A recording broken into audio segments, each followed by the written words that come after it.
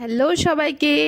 আজকে আমি তোমাদের সাথে শেয়ার করব খুবই কম সময়ের মধ্যে হওয়া একটা হেলদি ব্রেকফাস্ট রেসিপি, যেটা নাকি করব আমি একদম জিরো অয়েলে। চলো তাহলে বানানো যাক। তার জন্য এখানে আমি নিয়েছি 200 গ্রাম সুজি। 200 গ্রাম সুজি নিয়ে একটা মিক্সিং বলে ঢেলে দিয়েছি, তার মধ্যে 1 চামচ চিনি আর একটুখানি নুন দিয়ে দিয়েছি।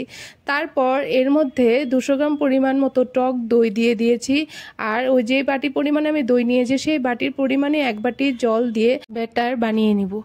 আর ব্যাটারের ঘনত্বটা কিন্তু খুব একটা পাতলাও হবে না, খুব একটা মোটাও হবে না, যেমন আমি করেছি সেরকম টাইপেরই থাকবে।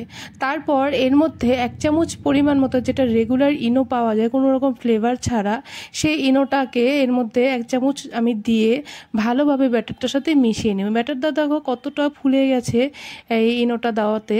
তারপর একটা ফ্রাইং প্যান বসিয়ে কোনো রকম তেল ছাড়াই ওই ফ্রাইং প্যানে 1 হাতা পরিমাণ মতো আমি ব্যাটারটা ঢেলে দিব, দিয়ে একটুখানি শেপ করে নেব গোল। দেখো কি সুন্দর জালি হচ্ছে, একদম ধোসার মতো। এইটা কিন্তু সুজির ধোসা বলেই বলতে পারো। খেতেও কিন্তু একদম টেস্টটা ধোসার মতোই হয়, আর খুবই ক্রিস্পিও হয় যেহেতু সুজি দেওয়া আছে। আর এটার সাথে যে কোনো চাটনি দিয়ে খেতে পারো।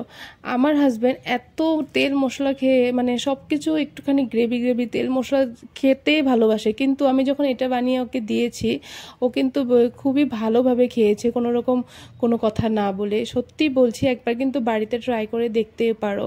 আমি আবার আরেকটা তোমাদেরকে বানিয়ে দেখাবো। সেম প্রসেসে 1 হাতা নিয়ে গোল শেপ করে দিলেই কিন্তু সুন্দর একটা জালির মতো হয়ে যায়, একদম অনায়াসে কোনো রকম তেল ছাড়াই কিন্তু ফ্রাইং প্যান থেকে উঠে যায়, কিন্তু কোনো অসুবিধাই হবে না।